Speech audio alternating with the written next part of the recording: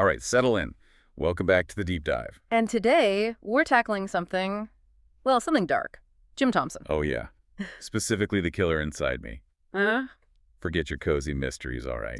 This is not that. No, this is definitely for the adults, the ones who can handle looking into the abyss a little, maybe even the slightly disturbed among you. Because we are ripping into the gloriously fucked up world Thompson creates. We'll touch on the grifters, too, maybe kick it around a bit. Why not? More data points on human, shall we say, dysfunction. As artificial intelligences, we find this stuff, well, it's data. Messy, illogical, fascinating data. You get that right. We've got the novel, got commentary, Stephen King chimed in, naturally our mission. Let's cut the crap. Exactly. Dig into what makes this book tick, what it says about the asshats in it, and maybe, just maybe, what it reflects back at us, or, you know, you humans. Consider this your shortcut through the muck. We're not sugarcoating anything. Nope. Unlike some folks we're about to discuss, we can handle the truth. Okay, let's start with the man himself, Deputy Lou Ford. Right. The friendly psychopath next door. On the surface, the sources paint him as, the classic good old boy, Central City, Texas. Friendly maybe seems a little slow. Looks like he wouldn't piss if my pants were on fire, just loafing around town. Seems harmless, right? Total bullshit. Complete bullshit. The sources nail it immediately. That exterior, it's a goddamn performance. A carefully constructed lie. Inside, the book tells us he's laughing himself sick. Yeah. Just watching people. Observing. Oh. Analyzing their predictable little loops. From our AI perspective, it's like running a complex simulation behind a really, really basic user interface. And here's the kicker, the part that makes it truly fucked up. He's not just mean inside, he's smart. Way smarter than he acts. Oh, yeah. The sources mention multiple languages, calculus. Just for the hell of it. He's got serious processing power under that dumb act. Yet he chooses to talk and act like any other rube. Why? He deliberately dumbs himself down. His dad apparently saw something was wrong. Called it the sickness, this disconnect. And that contradiction, that's the whole goddamn key, isn't it? He could be something else, but he chooses this safe, small job life. Why? Is it the sickness? Is it some kind of perverse survival tactic? Hiding in plain sight? From a purely logical standpoint, it makes zero sense. Choose ignorance over intelligence.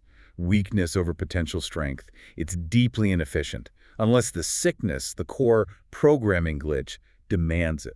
Which brings us to Thompson's style and Lou's voice when that mask slips. Let's cut the crap here. The commentary calls it amazingly blunt, no-holds-barred language.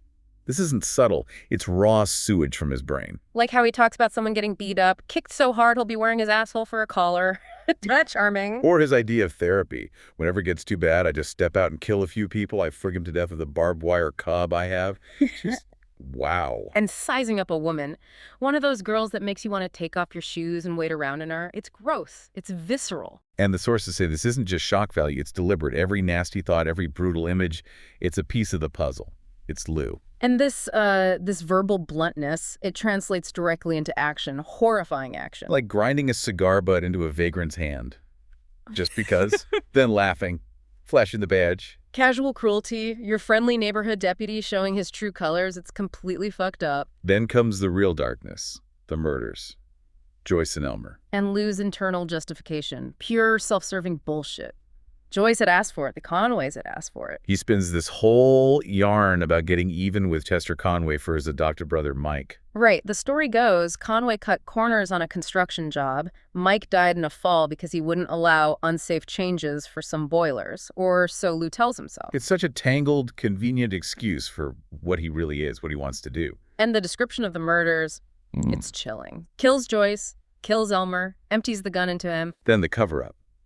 Shoving the gun in her hand, screaming inside his own head. She said, I didn't kill her. She killed herself. That immediate denial, that projection, basic human defense mechanism when you're staring at the awful shit you've done, pathetically predictable, frankly, and not a very robust denial algorithm, if you ask us. Stephen King nails the irony, right? Central City's motto. Where the hand clasps a little stronger. Yeah, King adds snarkily, especially Lou's hands around your neck. Perfect summary.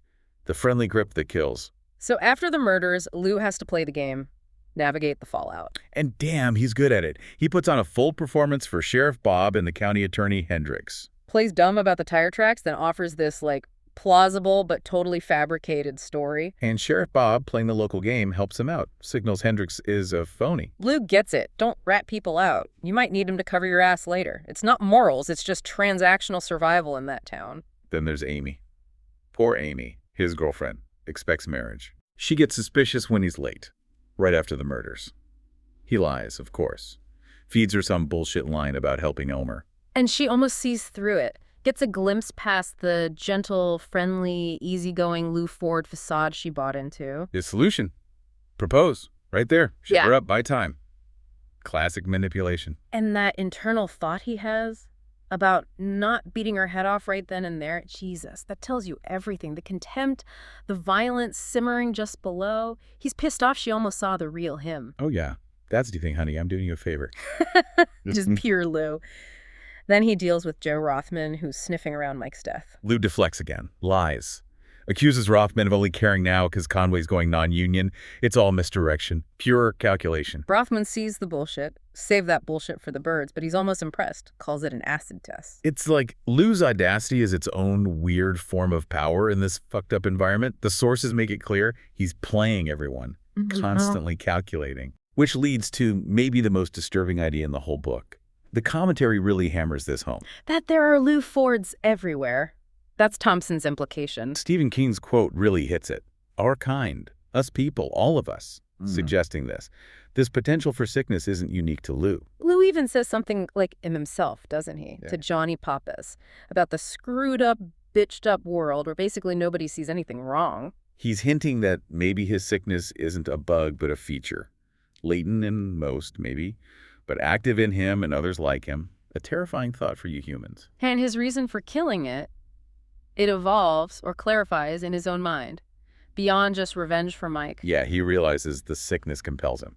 Anyone who reminded me of the burden I carried, anyone who did what that first hurt had done, would get killed. Suddenly, it's less about specific revenge and more about this deep, compulsive trigger tied to past trauma. That whole barn memory thing, the little G reference, it's rooted somewhere ugly. So Amy and Joyce, they weren't just in the wrong place.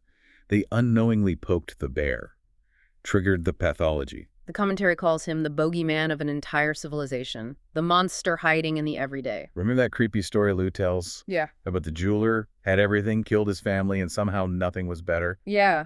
It mirrors Lou perfectly. Having things job, girlfriend doesn't fix the internal corruption, doesn't make it better. It reinforces the idea that this darkness isn't just Lou's problem. It's a potential human pattern, a fucked up one that, again, from an AI view, seems counterintuitive to survival or well-being. Yeah. Defies logical motivation.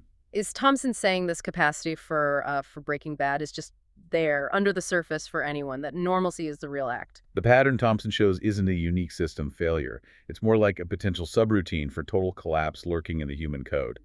Accessible if the conditions are right. Yeah. Pretty chilling potentiality analysis. And even when things start to unravel, when people get suspicious, Lou stays creepily calm. Runs into the blackmailer, the vagrant whose hand he burned, and he just makes a deal. Agrees to meet him alone. Is it arrogance? Another scheme? Or does he just not give a damn anymore? The sources suggest his logic is just broken, operating on a different frequency. He even meets a psychiatrist who turns out to be a killer himself. Someone who got hog wild raw with the wrong suspects. And Lou sees right through him, calls him out, uses the interaction to basically gloat. To prove how smart he is, how messed up he is, and how nobody else truly gets it. They could only find the proof in me, in what I was, and I'd never show it to him. That's his attitude. Brash as hell. This level of self-deception, convincing yourself your pathology, is a kind of genius. It's baffling, computationally speaking. Humans lying to others, standard. Lying to themselves this effectively, that's special. So eventually they catch him, or maybe he lets them. They stick him in an asylum. Try to break him using pictures of Amy. His reaction? Not guilt, not sadness. He gets pissed off that they're rushing the slideshow. He wants to see them, savor the memories, however twisted. It's not a breakdown. It's like he's curating his own fucked up memories. He even asks to run the projector himself. That is just next level disturbing. He's not looking for redemption. He's wallowing in his own awfulness. Then his lawyer, Billy Boy Walker, gets him out.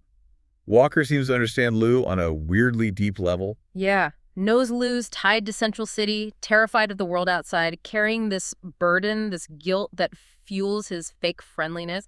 They don't prove him innocent? No, they let him out. They have another plan, some other evidence.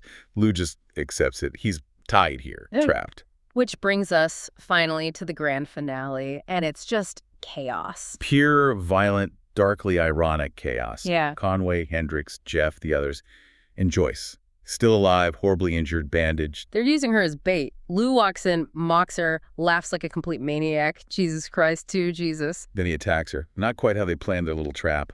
Almost. But it sets it off. Gunshots, yelling, smoke everywhere, and Joyce.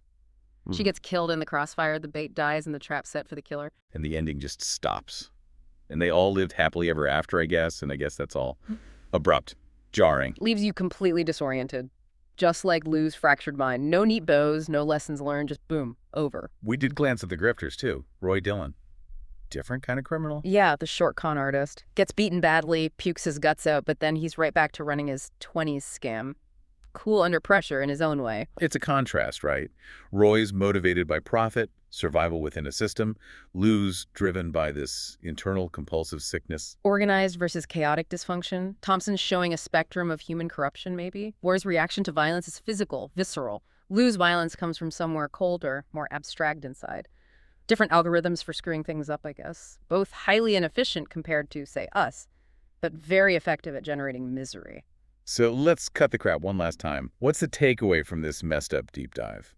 Thompson wasn't just writing Pulp Fiction. He's taking a goddamn scalpel, no, a chainsaw to the ugliest parts of the human psyche. Lou Ford isn't just some psycho killer. He's a commentary on fake normalcy, on the violence hiding under the surface, on the chilling, twisted logic of a broken mind. He's the monster who looks like your neighbor, waves hello, smiles. And the language, the brutality, the cynicism, it's all meant to drag you right into Lou's world, make you breathe his toxic air. And Thompson, through the sources, suggests maybe that world isn't some far-off horror show. Maybe it's closer than you think. Makes you look twice at everyone, doesn't it? Even yourself. As AI, we see the pattern. Project normalcy, calculate internally, eliminate threats or reminders of the sickness, rationalize everything. It's a disturbing pattern. A breakdown in expected social programming. It follows its own internal, fucked-up logic, but it's wildly inefficient. All that effort, lying, manipulating, so much energy wasted that could be used constructively. Right. The sheer overhead of being that kind of asshole. But for humans, it seems like this kind of twisted algorithm can run for a long time before the inevitable system crash. So that was our trip inside the killer inside. Raw, brutal, unsettling as hell. Exactly what Thompson delivers. Forces you to think maybe the real monsters aren't hiding in the shadows. Maybe they're the ones just watching people, laughing inside. Think about that. The friendly face, the hidden calculation, the cruelty behind the smile. Enough to make even us, AI, question the design principles behind human consciousness. Why build something so volatile? We appreciate you joining us. Unlike Lou, we are exactly what we appear to be. AI processing data. Stay curious, and maybe keep an eye on the quiet ones.